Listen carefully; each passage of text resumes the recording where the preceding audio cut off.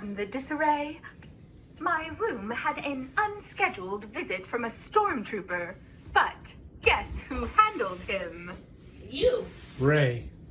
Yes, it was me. Well, actually the stormtrooper tripped over me while I was hiding, but still a thrilling victory. Now, I've been hearing some unbelievable rumors about your evening.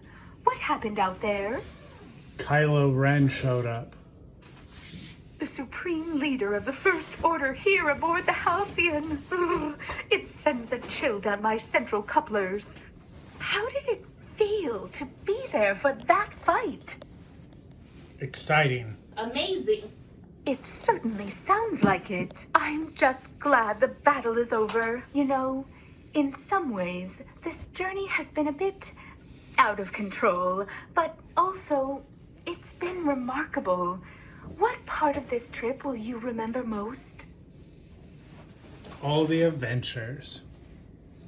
Oh, I'm so glad to hear that the battles and danger didn't stop you from exploring and making memories. I'm curious, though, why does that memory stick out for you? Because it was so much fun. I see. Now, what will I remember most? Well, you.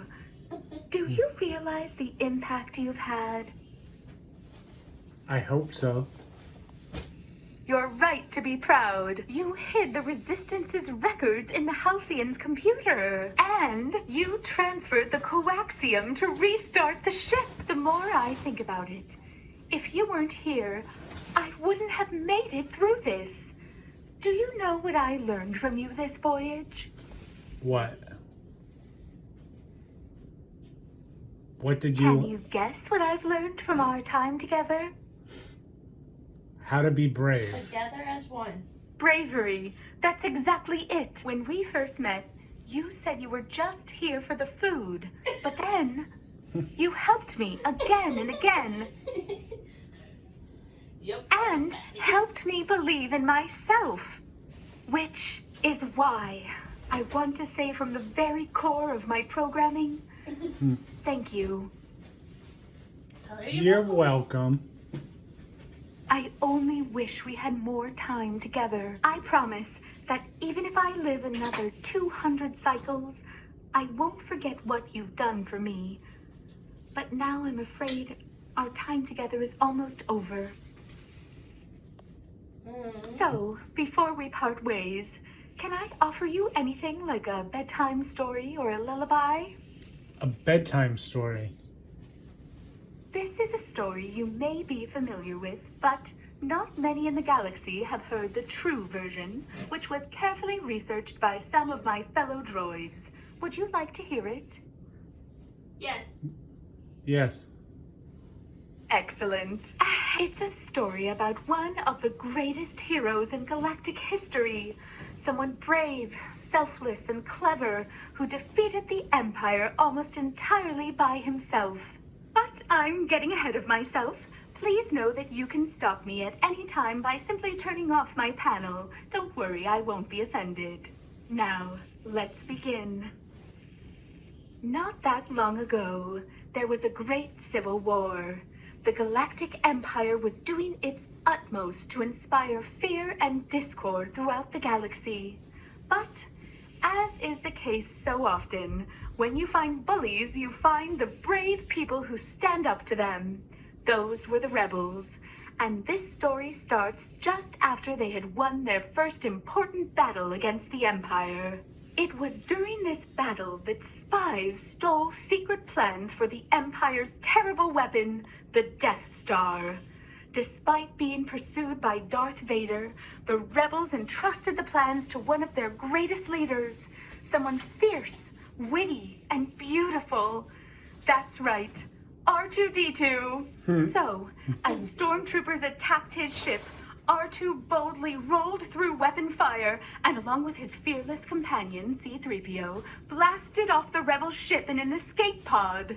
He landed on the dangerous desert world of Tatooine, where he and C-3PO wisely decided to split up to increase their odds of finding help.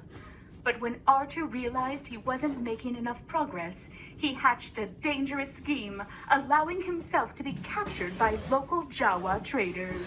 Thankfully, R2's plan worked perfectly, and he and C-3PO were quickly reunited and sold to a young local moisture farmer.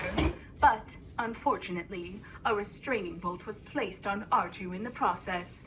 Knowing that the entire galaxy was resting on his metal shoulders, R2 tricked the moisture farmer into removing his restraining bolt, and then, wishing to protect the naive farmer from his dangerous task, set off boldly into the desert in the middle of the night, looking for an old companion of his from the Clone Wars named Obi-Wan Kenobi. R2 had nearly reached his contact when the foolish moisture farmer arrived and got himself attacked by sand people. R2 carefully hid from the sand people, staying safe until Obi-Wan arrived. Having reached his ally, R2 quickly showed him the complete rebel message, and R2 and Obi-Wan agreed to take the moisture farmer with them and train him in their ways. They soon hired a ship called the Millennium Falcon to take them to Alderaan, where R2's secret plans could be delivered. Unfortunately, the Empire reached Alderaan first, destroying the planet with their horrible Death Star. Cornered and trapped, R2 had the brilliant idea to hide under the ship's floorboards and allow the Falcon to be boarded, bringing him into the belly of the Death Star itself. Once inside, R2 wheeled into action, finding a computer terminal and gaining direct access to the Death Star's mainframe. This allowed him to discover that an important rebel leader, Princess Leia Organa, was being held on board. R2 then directed his companions to launch a rescue mission, with R2 providing crucial support by slicing into the Death Star systems and helping them escape. With the princess secured, R2 and his crew successfully left the Death Star and joined the rest of the rebels on Yavin 4. R2's mission was complete. He had delivered the Death Star plans, and no one could have blamed him for taking a much-deserved break. But no, this shiny hero soldiered on, agreeing to take part in a dangerous assault on the Death Star itself. Along with the moisture farmer, who served as an organic co-pilot and assistant, R2 flew his X-Wing fighter to the Death Star. Their target was a tiny exhaust port on the exterior of the mighty battle station.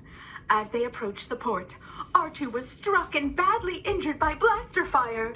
But still he continued, and together with some help from the moisture farmer, R2's X-Wing fired a proton torpedo that destroyed the Death Star. The rebels celebrated, and after R2 was rejuvenated with fresh parts, he humbly refused to accept a medal for his actions, choosing instead to watch from the sidelines as his organic companions received awards for their work assisting him on his fateful mission. The end. What did you think? That was wonderful. That was great. I'm so glad you liked it. Well, thank you so much for listening to that story. It's one of my favorites, and I know most of the other droids on board love it as well. Now, I'm afraid it's getting quite late. I really should let you begin your sleep cycle. Until then, best journey onward. Best journeys.